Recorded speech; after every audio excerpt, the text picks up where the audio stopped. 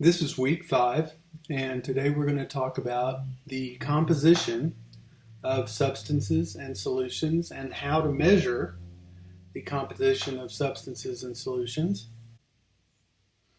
First of all, let's talk about some definitions. The formula mass of any compound or group of atoms, or single atom for that matter, is the sum of the average atomic masses of all the atoms in the substance as represented by the substance's formula. Now, if you break that apart, basically you know that last or 2 weeks ago, we talked about how to measure the average atomic mass, which is the weighted average of all the isotopes that make up any particular element, or any particular atom in this case. And then the formula tells you how many of each of those atoms is in this compound. And so you use the formula and that calculated atomic mass to find out what the formula mass is. So for example, if you look at this table, you see that carbon, and if you look across to the middle column, carbon has an average atomic mass of 12.1 atomic mass units. That's what AMU stands for. And in the compound shown in the diagram, the formula for that is CHCl3. So there are 3 chlorines, 1 hydrogen, and 1 carbon. And so in order to calculate the formula mass, you multiply the carbon atomic mass by 1. Hydrogen has an average atomic mass of 1.008, so you multiply that by 1. And then there are 3 chlorines in this, represented by the 3 green chlorine balls that are attached. The central ball here, by the way, is the carbon, which is represented in a sort of black-looking ball, and then the white ball is the hydrogen. So 3 times the average atomic mass of chlorine, 35.45, and that is equal to 106.35. Then you add those 3 numbers up, and so the formula mass, or molecular mass, is 119.37. So the average atomic mass of chloroform, CCHCl3, is 119.37. And this represents the sum of the average atomic masses of each of its constituent atoms. Constituent atoms means the atoms that make up the compound chloroform. The model here shows the molecular structure of chloroform. Here's another example. This is the aspirin molecule. At the bottom you can see the formula for aspirin, C9H8O4. Now the subscripts here behind each of the letters tell you how many of each of the atoms there are. So the subscript 9 says that there's 9 carbons. The subscript 8 says that there are 8 hydrogens. And the subscript O, 4 beside the O, tells you there are 4 oxygens. If you look at the formula, the molecular formula on the right side of the slide here, you see that the carbons form a ring on the left of the molecule, and then there are a couple of carbons that are sort of over by themselves. The hydrogen or the oxygens, which are shown in red, sort of stick out mostly from the carbons. In one case, they attach to 2 segments of the molecule, and then the hydrogens kind of surround on the outside. The table itself shows you how to calculate the formula mass or molecular mass, and it's 9 times 12.01, 8 times 1.008, and 4 times 16. Then once you get those components, you add them all together, and you end up with 180.15 as the molecular mass or formula mass. So let's look at an example that you can do. You can stop the tape at this point and work on this, and then I'll have a table here for you to look at that gives you the answer. Ibuprofen, or Motrin, has the molecular formula of C 13, H 18, O 2. So turn the tape off now and do the calculation and see what you get for the molecular mass of ibuprofen. And we're back, and here's the table showing how the ibuprofen is put together and how the calculation of the formula mass is done. So you have C, which is, there's 13 C's, so it's 13 times 12.01, or 156.13. Hydrogen is 18, H is 18, times the atomic mass of hydrogen, which is 1.008, so it's 18.114. And then O, there are 2 oxygens, which is 16, or 32. Then you add the 3 of those together, and the molecular mass of ibuprofen is 206.27. Here's the formula mass for table salt, or sodium chloride. It is an array of sodium and chlorine ions which are stuck together in a lattice formation, which is shown on the right here in the table.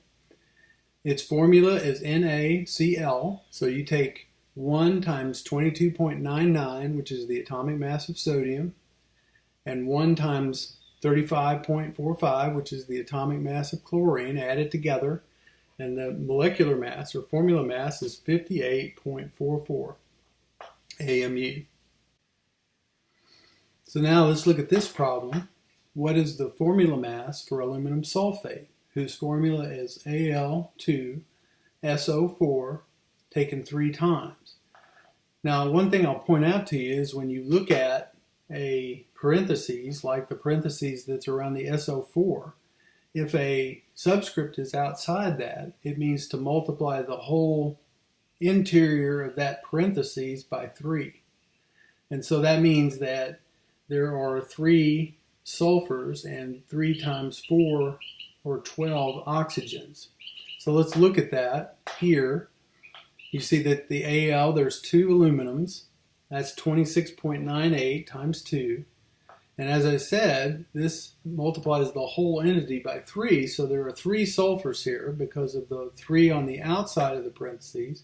So 3 times 32.06, or 96.18, and 12, or 3 times 4 oxygens, times 16 for its average atomic mass, or 192. And if you add all that up, you get 342.14.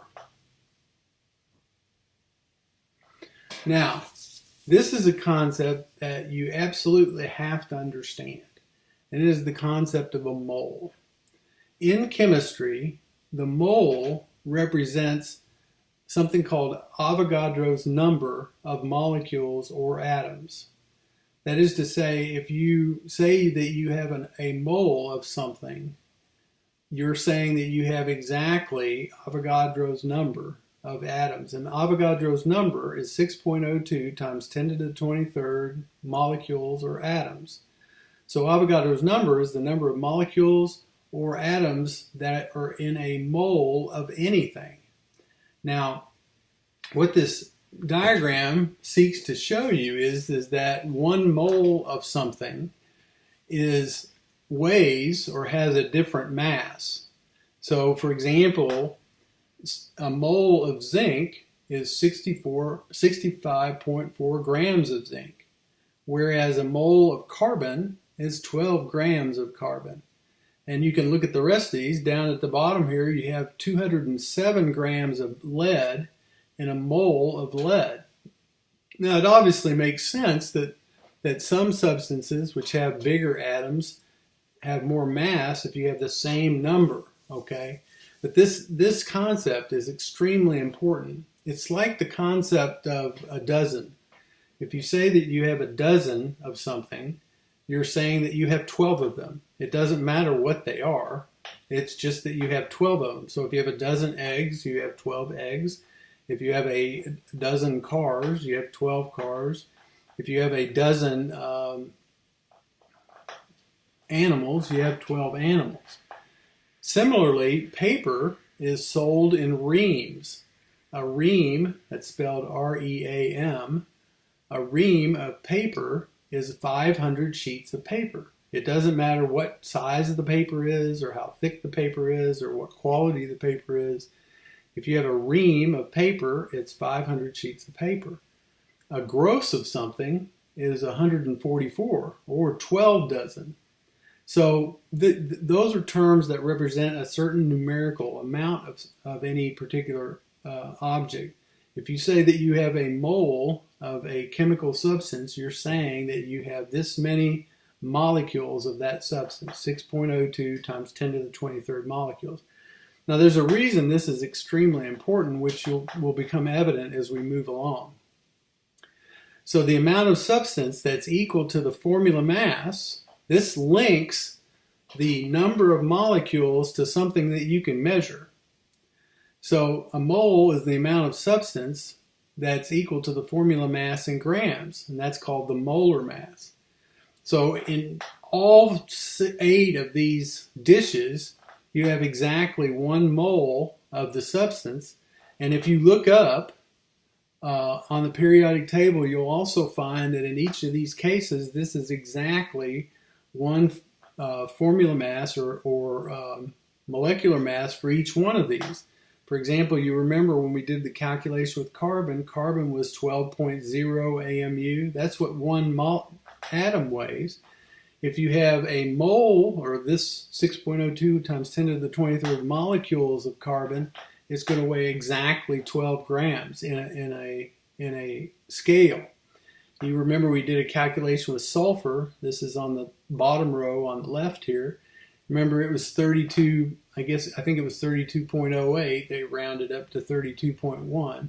32.1 grams. Look in your periodic table right now and you'll see that under each one of these, for zinc, for magnesium, for copper, for tin, for lead, etc., that each one of these represents the atomic mass for each one of these substances. And then when you're talking about molecules, it represents the molecular mass.